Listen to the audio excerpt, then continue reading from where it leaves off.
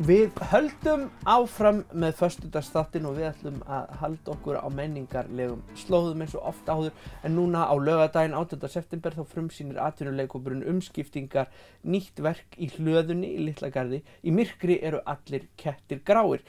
Og hingað til mín er komin önnur leikkonan úr því ágæta verki, kollegi minn og stórvinkona til margra ára, Sesselja Ólafsdóttir. Vertu hjartanlega velkomin í þáttinn. Takk hérlega. Sko, já, ef við bara byrjum á þessu, ég ætla að láta þessu og mér sé þetta mál algjörlega óskilt. En leikhópurinn Umskiptingar hefur sett upp 2 verk hingað til. Það er annars framhjá Rauða húsinu og niður stigann sem við sýndum í Hlöðunni. Vissulega. Einmitt líka, og svo Galdrajáttin og Þjóðsöguna sem gleymdist, sem við sýndum hjá leikfélagi Akureyrar. Og núna í myrkri eru allir kettir gráir. Já. Sem að þú og Margrét Sverrisdóttir semjið og leikið. Og þetta eru 2 einleikir, ekki satt? Jú. Og það er einmitt þannig að þetta er bara, það er einn einleikur fyrir hlé og það er svo sem að ég samdi og leiki og svo eftir hlé þá sem sagt kemur Margrét Sverrisdóttir með einleikinn sinn, Líf, sem hún samdi og leikur. Já, og Jenny Lára Arnórsdóttir leikstýr. Hárrétt. Og sko, ef við byrjum bara á þínum einleik, Heimþrá. Já. Sko, þetta eru mjög ólíkir einleikir. Afskaplega, þeir eru eiginlega bara svart og hvítt dagur og nótt, bara gjörsamlega á ólíkum endum á einhverju spektrumi, ef maður getur sagt það. Já, mannlegrar tilveru. Mannlegrar tilveru. Já. Minn er sem sagt, hún er rosalegur introvert eða hún er mjög einræn, hún er mjög kannski svona fólksfælin og á rosalega erfitt með að tjá. Einmitt, hún er svona inn á við, dálítið mikið. Já, mjög svona inn á við á meðan. Hún Alda sem að þú leikur. Já. Og hún er í mastersnámi. Hún er í mastersnámi og er að taka viðtöl við flóttamenn og svona er að reyna að skilja þeirra aðstæður sem að koma til Íslands og svona hvaðan þau koma og fer svona að gera meistararitgerðina svona út frá því og fer sem sagt að spegla sjálfa sig í þeirra sögum og út frá því kannski að vinna sig út úr sínu eigin áfalli sem að hún kannski hafði ekki alveg viljað byrja að snerta á fyrir að hún sér eitthvað annað þarna sammannlegt. Einmitt. Og þú lagðist í gríðarlega rannsóknarvinnu við, veit ég, þegar þú varst að skrifa verkið. Já, ég tók viðtal við alveg nokkra sem að koma til Íslands og nokkrar yndislegar stúlkur sem eru bara svipum aldrei og ég og þær ljáðu mér svo aðstoð sína og fjölskyldur vegna þess að það eru svona, hvað maður segir, svona myndir eða skjámyndir, svona örstutt vídeó í verkinu mínu og það eru bara þau sem að ljáðu mér innblástur fyrir þetta verk. Já, það er svona alvöru flóttamenn sem koma þarna við sögu. Já. Og svo eins og segir þá náttúrulega sko Himinn og haf og svo kemur Margrét eftir hlé og leikur sitt verk Líf. Já. Hún er dálítið önnur típa heldur en Alda. Já, hún er mjög svona útkverf. Já. Við getum sagt það. Hún er svona extrovert. Hún svona var með svona einsmellung svokallaðan, svona one hit wonder. Já.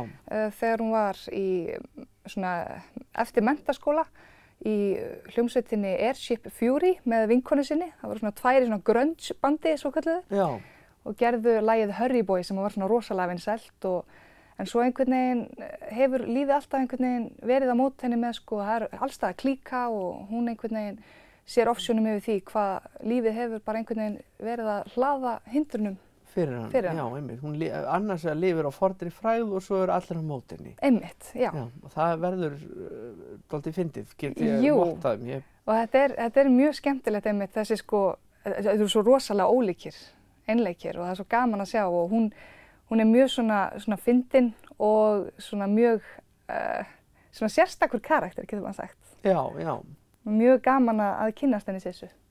En svona, við getum sagt að verkin saman og bara svona heildarmyndin sem ber þessa yfirskrift í myrkri eru allir kettir gráir, að þetta er svona, þið eru svolítið að takast á við bara mannlega tilveru og þessi áföll sem á okkur dynja á skemmtilegan og lifandi hátt. Já, þetta er alltaf þannig. Það báðar verða fyrir áföllum í sínu lífi og kljást við það á mjög ólíkan hátt. Og Sissa, hún tekur allt út á meðan Alda fer alveg inn í sjálfa sig og einhvern veginn á rosalega erfitt með að horfast í augu við hlutina. Og ég held nefnilega að þetta set alltaf svona það að fá allir eitthvað fyrir peningin. Það þarf að segja sko, fyrir hlutin sko mín típa í pínu, það svona meira drama í því verki og það meiri komedía svo eftir hlið. Þannig að og sko hvernig hefur verið að vinna þetta? Það er náttúrulega svona óvenjulegt vinnuferli að mörguleyti sko og sjaldan sem að sér sko 2 einleiki í einu, hvernig hefur gengið hjá okkur?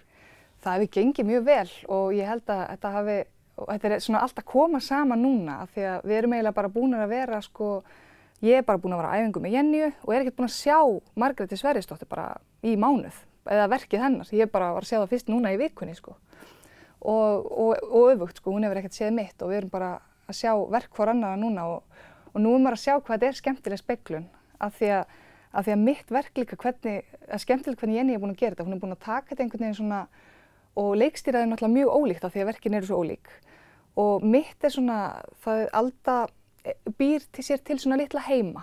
Það er alltaf svona einangrun af ljósi á sviðinu, svona ljóspollar, það sem að hún svona dílar við ákveðin augnablik, þetta eru svona litlir kubbar eða svona litlir smá textabrot sem að hún segir á hverjum stað. Já. Á meðan Sissa, það er allt flæðandi, þetta er bara stórt svið og það er einhvern veginn eitt tekur við af öðru og einhvern veginn hún veður úr einu í annað og er allt annar karakter. Það er mjög gaman að sjá svona hvað þetta tókast á.